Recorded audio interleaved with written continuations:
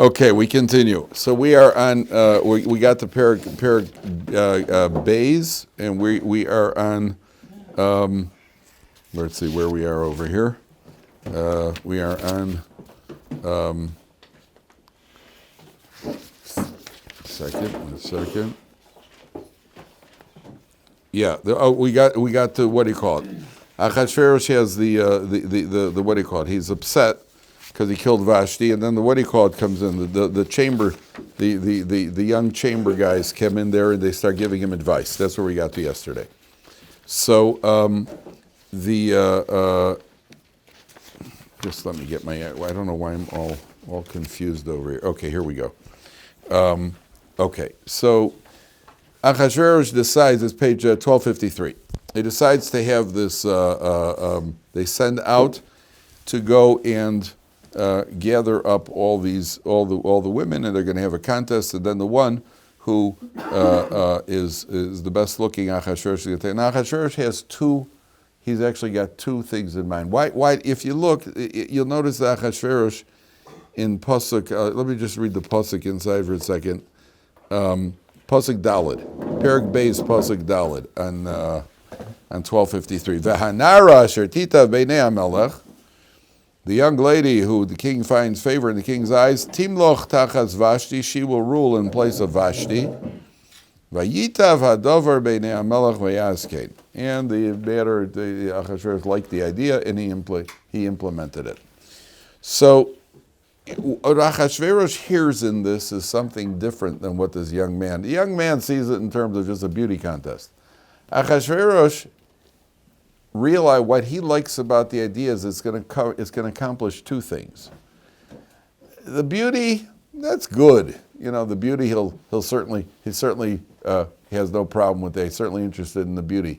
But you see, Achashverosh has been what shall we call? He's been dissed by his wife, by a woman. This gives Achashverosh control over the entire kingdom again. He is in control. He controls all the women. He controls all the families.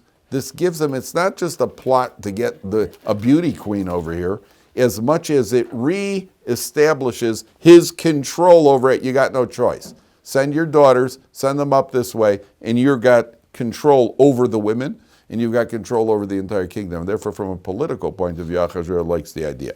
Then the Torah introduces the Megillah introduces Mordechai, and then look down at Pasuk Zayin. And this is one of the central ideas here that has to be really understood well. Vayhi Omein es Hadassah, he is raising a young lady named Hadassah. He Esther bas Dodo, his cousin. Ki ein la ova aim, she has no parents. V'anara yifas tor v'tova asmara, she's very beautiful. Uvemosa via v'ima lokacha Mordechai lolabas. When her parents died, Mordechai adopted her. According to one opinion of the Gemara, he actually married her. He married her. So, the question over here, why this too she's got to go through? It's not enough that what the other things she's going to go through. She also has to be an orphan for both parents?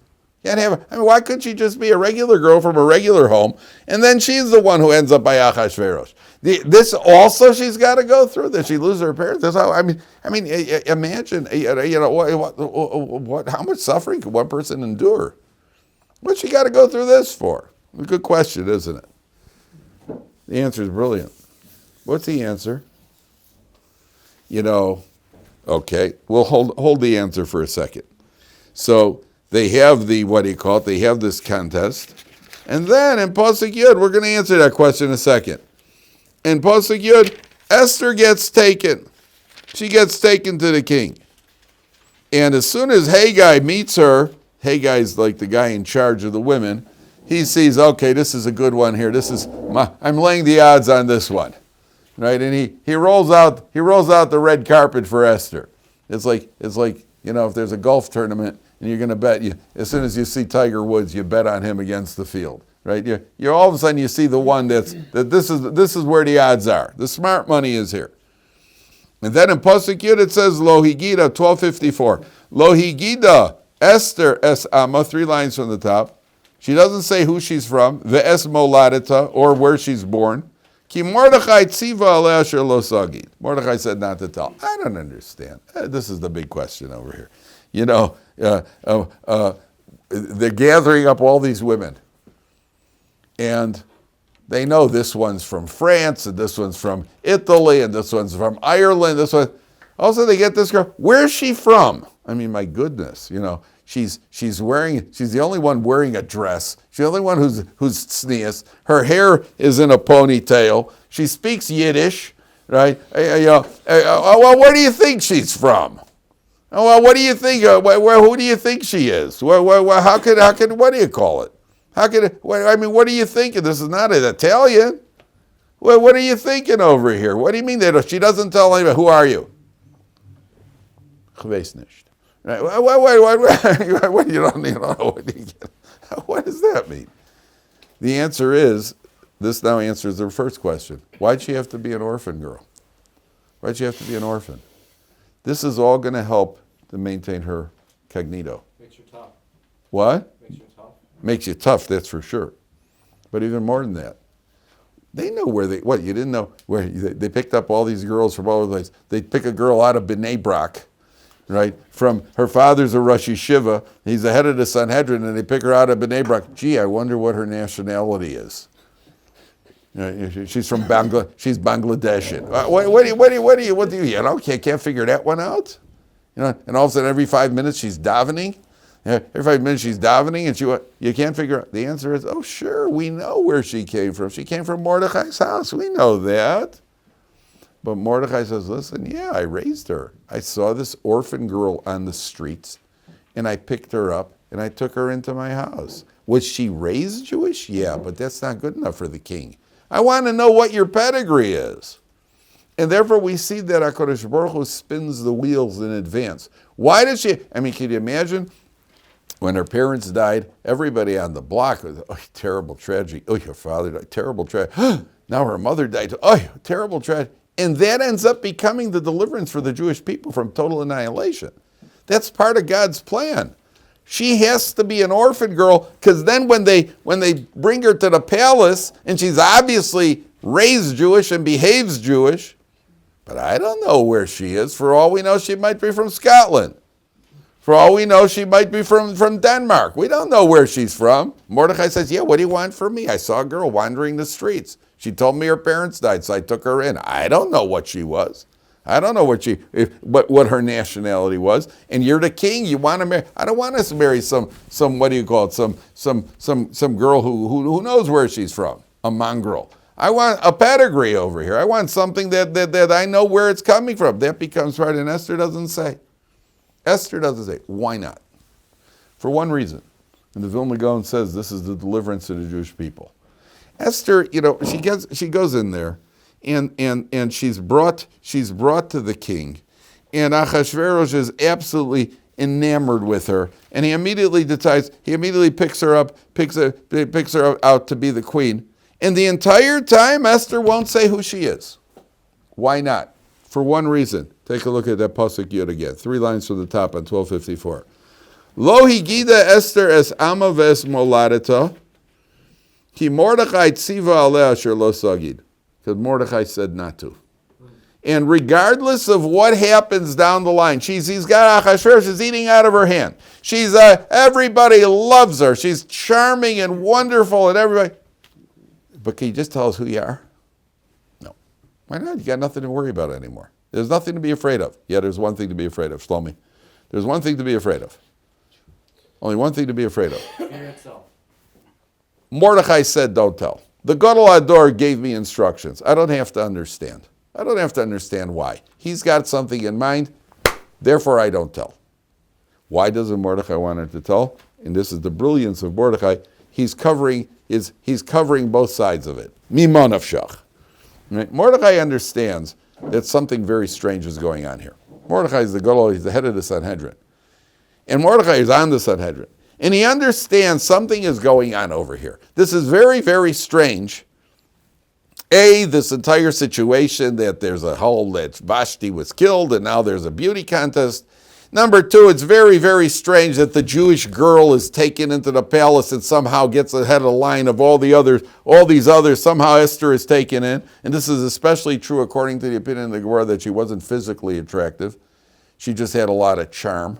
There's an opinion of the Gemara that Esther was yirak rekes. She had like an unhealthy look to her. She wasn't physically well. And yet somehow this king is infatuated with her. He's infatuated with the Jewish girl. So Mordechai understands something funny is going on here. Now, there's one of two possibilities. If he finds out she's Jewish, then it could be a problem because she was trying to hide. And when the decree came out, she was trying to hide. They weren't like, okay, here, take our daughter. And somehow they found her. Well, when the king says everybody voluntarily step forward, you're trying to hide, that doesn't go down well with the king. So Mordechai says, listen, she better not find out she's Jewish because that may create a backlash against all the Jews if he gets upset. That's on the one hand.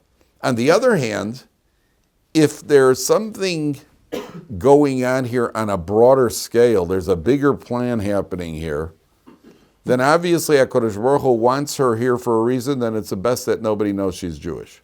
Besides the fact that it makes everything easier. She could daven without anybody knowing she's Jewish and without anybody religious persecution. You could do you could choose your food without anybody, Everybody has respect for vegetarians. Not everybody has respect for vegetarians. I mean that it's respected by some people. But if you eat only kosher, then they get the same anti-religious people who are against from people eating only kosher. But if they themselves are vegetarian, have a strict diet, that's okay. So if Esther chooses to have a certain type of diet, that can be tolerated as long as nobody knows she's Jewish. Once you're Jewish, that ruins everything. So Mordechai isn't sure what's going on over here, but he knows that under the circumstances, the best thing is going to be to not have her say that she's Jewish and nobody should know. Okay? So Esther gets chosen. And then we have another very, very peculiar situation here. Take a look down at the bottom of the page. Pasuk Chav Aleph. Esther gets involved. She becomes the queen. After 4 years, by the way, this is took 4 years till Esther's turn came about. And it's 4 years that Achashverosh finally got his queen. And then in Pasuk Chaf Aleph, take a look at the bottom. Bayami Mahem. I'm going to challenge you over here, gentlemen, because this is very, very strange. Bayami Mahem, Mordechai Yoshev B'Shar HaBelech. Mordechai is sitting in the gates of the king. Mordechai is an advisor. Kotzaf Bigson V'Seresh, Shnei Sarisei HaMelech. About 10 lines from the bottom. Bigson V'Seresh, 2 guards, Mishomrei Asaf, Vayivakshu Lishlach Yod B'Melech HaChashverosh. They want to poison the king. Vayivoda Adover LaMordechai. Mordechai finds out about it. Vayaged LaEsther HaMalka. He tells Esther. Vatomer Esther LaMelech B'Shem Mordechai. And Esther reports to the king in the name of Mordechai that there's a plot to kill him. Vayivukash Adover. So they check it out. Vayimotzei. They found out it's true. They planned on serving him sushi. They were going to poison him. Vaytolu shneim al eitz. They're both hung on the gallows. Vaykoser b'sefer divrei yamim b'fnei hamelech. And this is all written down that Mordechai told us. Mordechai saved the king's life. And it's written down in the Chronicles. And we see from here, number one, a lesson that HaKadosh Baruch Hu makdim refuah l'maka. That HaKadosh Baruch Hu creates the cure before he brings the disease. So the cure is already, the salvation is in place. Now the trouble starts. I got a big question. Anybody not bothered by anything over here? Nothing really bothered by anything over here? Achashverosh is a virulent anti-Semite. Everybody knows Achashverosh is an anti-Semite. What would your reaction be if you heard there's a plot to kill Louis Farrakhan? Right? You've heard of Louis Farrakhan, right? The loudmouth anti-Semite in America. There's a plot to kill Putin. I got nothing personal against Putin, just that he's not an anti-Semite, he's just anti-people. But there's a plot to kill, Sinwar. That's Sinwar. Here's a guy everybody knows now. There's a Mr. There's a plot to kill Sinwar. And you overhear this plot. What would your reaction be? Jews. Huh? Jews planet. It's Jewish. But what would if you overheard it? What would you do? Not what your reaction. What would you do if you overheard the plot? Of course, you let it go through. It's like Rabbi when they started the civil war in Syria, In Syria, the civil war started. So Rabbi Ovadia Yosef said, both sides should be successful. Everyone should be successful. Hatzlacha l'shnehem. That's what Rabbi Ovadia said. Hatzlacha l'shnehem. If you heard a plot to kill, what's the name? Assad in Syria. There's a plot to poison Assad. And you happen to overhear about it, right? What would your reaction be? No, Hatzlacha gedola. We'll give you an aliyah. You know, yeah, we'll give you an aliyah if you what are you going to get? What are you going to do? You better tell the Syrian police, to check out. What are we getting involved? Let them all kill each other. What do you care? Well, Mordechai hears that there's a plot to kill Achashverosh, so he passes it on to save Achashverosh. What's he getting involved for? What's the answer, gentlemen? The one who would inherit after the king was even worse. We don't know. Sometimes there is a concept like that Vayaka Melech Chadash Asher Lo Yadas Yosef. The Jewish people, one Paro dies, the next Paro is worse. That's why we never know whether the next guy may be worse. But it may be better. You can't get much worse than Achashverosh. He hates the Jews. Mordechai knows he hates the Jews. You can't get much worse.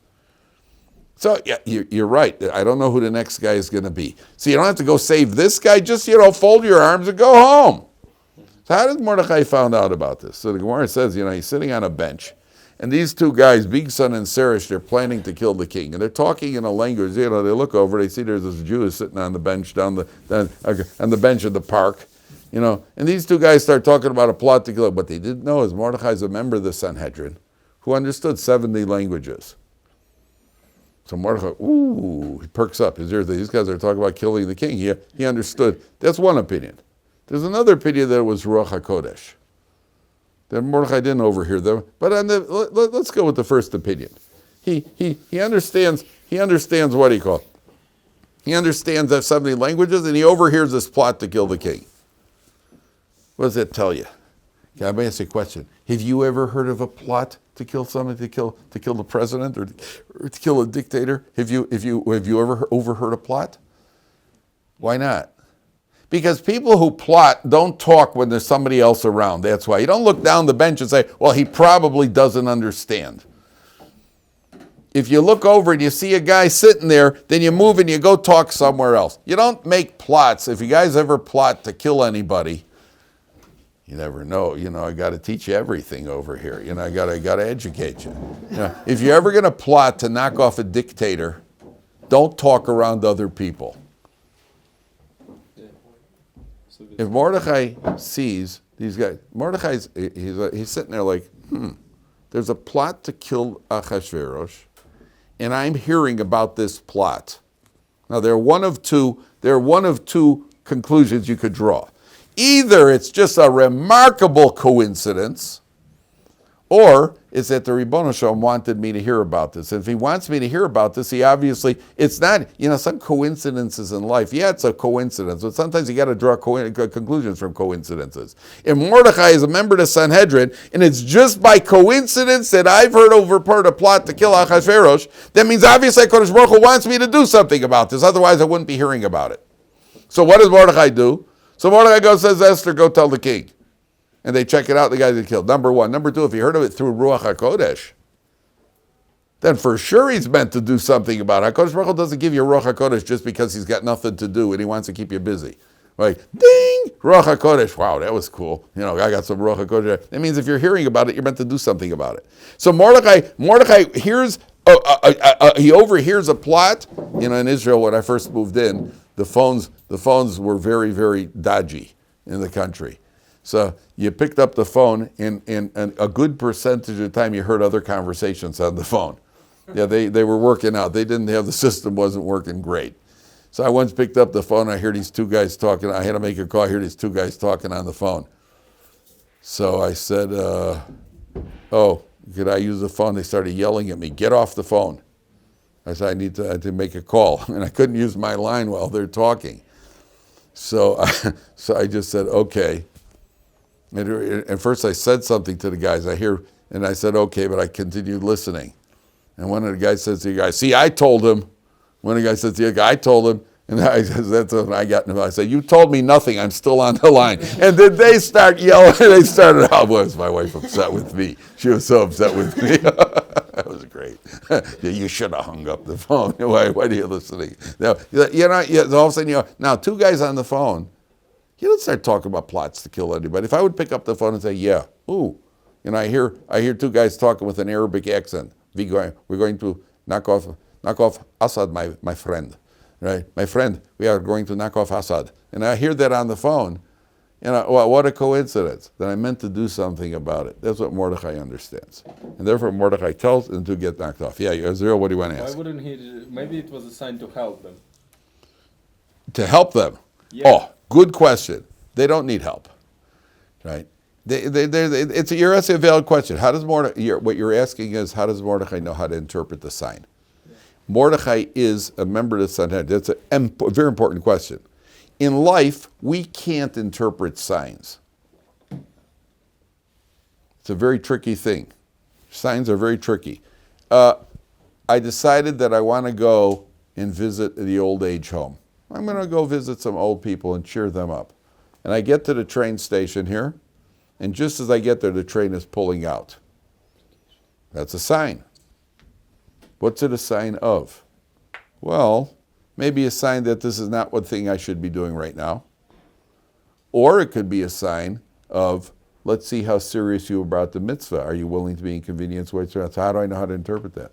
How do you interpret that sign? There's a lot of signs in life, right? You go out with a young lady, and her father happens to be a billionaire, and she's a single daughter of a nice. That's a sign, right? Ready?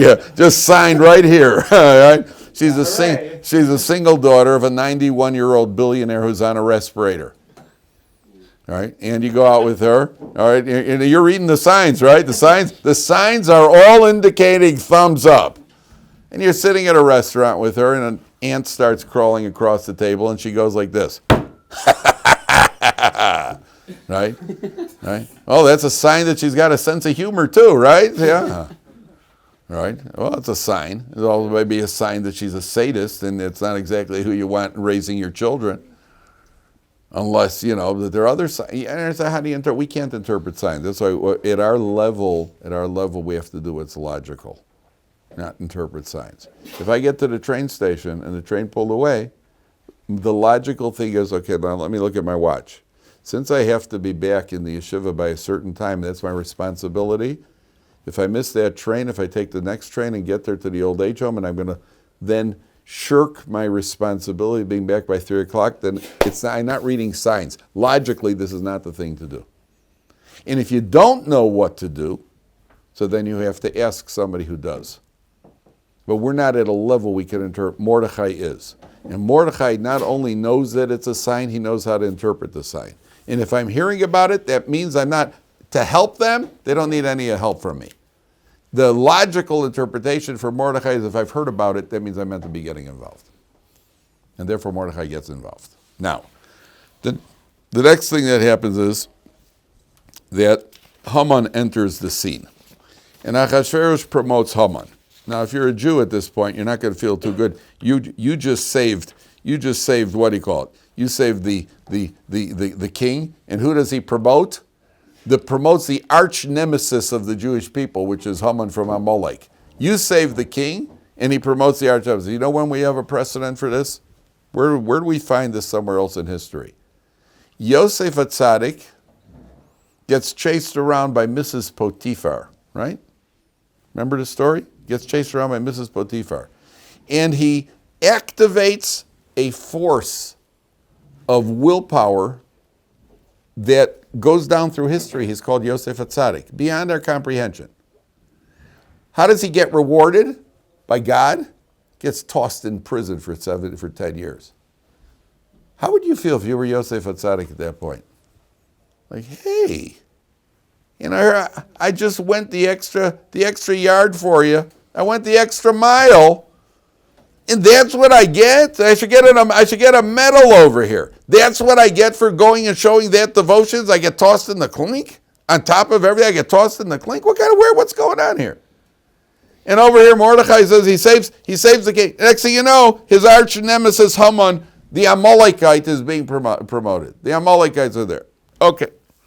So Haman gets the promotion, and then Mordechai provokes Haman. And this is where, again, we need the Vilna Gaon says, you know why the Jewish people were saved? What was the merit that saved the Jewish people from Haman? It was Esther being willing to obey Mordechai. What's called emunas chachamim, having faith in the sages. Now, what happens over here? Haman is got every bad meat known to man, and he parades himself around, and the king says everybody has to bow to Haman, and then take a look at pasuk. Where is it? Pasuk Beis, bottom of 1254. V'chol avdei hamelech, 3 lines from the bottom. V'chol avdei hamelech asher b'shar hamelech korim mishtachlim. Everybody bows to Haman. Ki chen tziva lo hamelech. That's what the king commanded regarding him, that everybody has to bow to Haman. U'mordechai lo yichra v'lo yishtach. Mordechai wouldn't bow. Mordechai would not bow to Haman. Haman gets ticked off, and then Haman decides in pasuk Vav. Take a look. Pasuk Vav, next page. 4 lines from the top, 5 lines from the top. Haman walks around and the people say, hey, you know, there's a Jew. Mordechai's not bowing down to you. So what does Haman do? Vayivez be'enav lishlach yad b'Mordechai levado. Haman refuses to start up with Mordechai alone. Ki higidu lo esam Mordechai. Because they told him the Mordechai's nation. Vayavakesh Haman lahashmid es kol haYehudim asher b'chol malchus Achashverosh ham Mordechai. Hey, one Jew didn't bow down to Haman, so what does he decide? I want to kill all the Jews all over the world. I want to annihilate all the Jews because one Jew didn't bow down to him. So that's the ancient hatred of Amalek. He hates the Jews, looking for his excuse. It's the Jews. Right? One Jew didn't bow down. All the Jews are guilty. There's genocide in Gaza. Genocide in Gaza. And in the Ukraine, what the Russians are doing in Ukraine, well, that's just gentlemanly war. Right? And what the United States did in Japan, well, yeah, it was a friendly nuke. Right? But what the Jews are doing what the Jews are doing in Gaza after what they did to the Jews, that's already genocide. Genocide. And one Jew messed you up in business once, so now you hate all the Jews. I don't understand. One Italian messed you up in business, you hate all Italians. I mean, also, it's all the Jews together. Put all the Jews. It's the Jews. Right? It's the Jews. They tell this story about, this Jew is walking around in the ghetto, and these four Nazi soldiers surround him and say, Jew, who's responsible for the war? Who's responsible? The Jew's not fool. He looks up, he goes, the Jews and the bicycle riders. The bicycle riders? Why the bicycle riders? He goes, why the Jews? It's the Jews' fault. We control finances there. There are people who believe that there's a Jewish cartel controlling. There's a Jewish what do you call it? Some sort of Jewish Cabal. What's it called? Cabal. Cabal that controls the finances of the whole world. I didn't say it's not true, by the way. But there are those that actually believe the Jews we control the banking and everything. It's the Jews.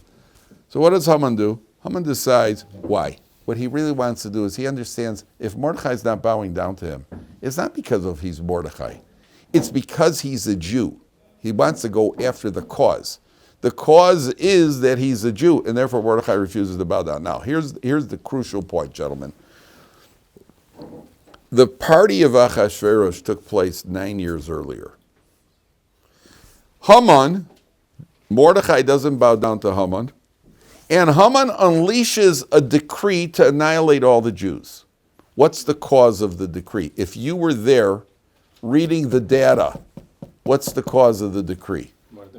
Mordechai's not bowing down. Which is what the people came to Mordechai, and they said to Mordechai, why aren't you bowing down? You're messing up the Jewish people. You know Mordechai's response is, you messed up. This decree has nothing to do with me now. This is a decree that was unleashed because you went to the party 9 years ago. Could you imagine? Think back, Jen, what year are we in now? 2020. 24? Yeah. What was 9 years ago? 15? Yeah. 2015. What happened in 2015? I don't know. We'll go back 8 years. 2016, Cubs won the World Series. Right? And then I tell you, because the Cubs won the World Series, that's why I got a raise this week. Imagine I get a raise. Let's say, Kaplan, we're giving you a raise because the guys in Mechina are really happy. So we're giving you a raise. All right, we're into science fiction here, all right? We're giving you a raise. And it turns out that's not why they're giving me a raise. You know what? If we had Ruach HaKodesh, we'd find, I got a raise? Because the Cubs won the World Series 8 years ago. What's the connection? That's why I got a raise now. Mordechai and the Jewish people have an argument. Why is Haman unleashing a decree? Sure, the man Haman, look, who's the pawn in God's hands, is unleashing a decree right now. Why? Because Mordechai didn't buy down. Why do the Jewish people deserve the decree? He says, you know why? Because 9 years ago they went to a dinner. They haven't done tshuva for that yet. They've not done tshuva for having attended Achashverosh's vulgar party. How do we know that that's the reason? Because Chazal say that that's the reason. Because the Gemara says that at the end of the day, that was ratified by Chazal as being the cause and effect. You look for cause and effect in life. You think about 9 years ago. What happened 9 years ago? Maybe we are suffering today because of the attack of Hamas over there. Why? Because 9 years ago in 2015, there were too many Kiddush clubs in shuls. What if I tell you that? What are you talking about? Something we always look for cause and effect as an immediate cause and effect. We don't know what's happened when there's an accounting for something we did later. And Mordechai says to the Jewish people, this is because of 9 years ago. And Haman sends out letters and he draws lots. And he sends out letters and there's going to be a decree against the Jewish people. Okay. Mordechai finds out about this decree. And take a look at Pasuk Dalet. Here is something that is just astounding. Mordechai comes in. Esther has already been the queen for, I forgot how many years she's been queen here. 1 second. She was queen for a few years. And Mordechai finds out about this decree. And he comes to Esther, and pick it up on Pasuk Yud Aleph. Mordechai says to Esther, Mordechai's out in the streets, he's wearing sackcloth and ashes. And Esther sends out Hasach to go find out what's happening. Page 1256. And watch this argument now. This is not an argument, a discussion. And Mordechai sends a message that says to Esther, I want you to go and beg the king to have mercy on the Jewish people. So Esther sends a message to Mordechai. Now pick it up on Pasuk Yud Aleph. It's about 12 lines from the top. Esther sends a message back to Mordechai. She says to him the following. Pasuk Yud Aleph. Kol avdei hamelech v'hamedinos hamelech yodim asher kol ish ve'isha asher yavu el hamelech el chotzer hapnimis asher lo yikoreh. Everybody knows there's a rule. Mordechai is saying to Esther, go, I want you to approach the king. Esther says there's a rule that everybody knows in this kingdom. If you go into the king uninvited, achas dosa lahamis, you get killed immediately, no questions asked. You start approaching the king's area, the king's residence or the king's office, whatever it is. Levad me'asher yoshit lo hamelech sharvit hazav v'cher, unless the king extends the golden scepter. V'ani lo nikresi lavo el hamelech zeh shloshim yom. I haven't been summoned to Achashverosh in 30 days. Esther is saying to Mordechai, hey, listen, there is every piece of your plan is illogical. Mordechai says a message to Esther, Esther, listen, I need you to go and I need you to petition the king. And Esther says to Mordechai, listen, first of all, there's no chance it's going to work. There's a shoot to kill order. The president has has his, the Secret Service guys. These guys are something. As soon as there's a gunshot, they throw the president on the ground and they jump on him. These guys are like these really loyal. To become the president, Secret Service guys. If there's a gunshot or any trouble, they throw the president on the ground and they jump on him. They're willing to take the bullet for him. I think sometimes they're just upset with the president and they say somebody just goes, whoa, right? And they throw him on the ground, and just because they want to have an excuse finally. And underneath, they're probably pummeling him a little bit, because these guys, how many guys have been bitten by Biden's dog? Biden has a dog. There are reports that these Secret Service guys keep bitten by his dog. So every once in a while, when they're in a presidential motorcade, somebody will say, "Hey, Tom, make a gunshot sound, will you?" Right there, throw him down. That's what I got. That got me in the shin the other day. Underneath, they throw the president. These guys are tough. Now imagine the president is surrounded. He's at a political rally. Imagine the president surrounded, and some guy comes running towards the president. What do they do to this guy? First thing is shoot to kill. No playing around over there. I met a guy in North Korea. What's his name? The lunatic in North Korea. With his fancy haircut. Boy, really a guy I want to be like him. And imagine anybody walks towards him and grow. Imagine what they put. They put this guy in a missile launcher and shoot him. That's what he used to do to guys. Put him in missile launchers. That was his idea of fun. So a guy comes running at him. What would happen? They shoot him on the spot. So Esther's saying to Mordechai, first of all, it hasn't got a chance of working. The guards have a shoot to kill order. As soon as I come walking in and I haven't been invited, they're going to kill me, number one. Number two, I haven't been to the king in 30 days. He's bound to call me. Any one of these days, he's going to summon me in. Why are you in such a hurry? Number three, the decree isn't for 11 months yet. Haman's decree came out 11 months down the line is the Jew annihilation day. It's Jew killing day. What's your hurry, Mordechai? Why should we go in hurry right now? That's Esther's argument to Mordechai. What does Mordechai say to Esther? Vayomer Mordechai, Pasuk Yud Gimel. Vayomer Mordechai lahashiv el Esther.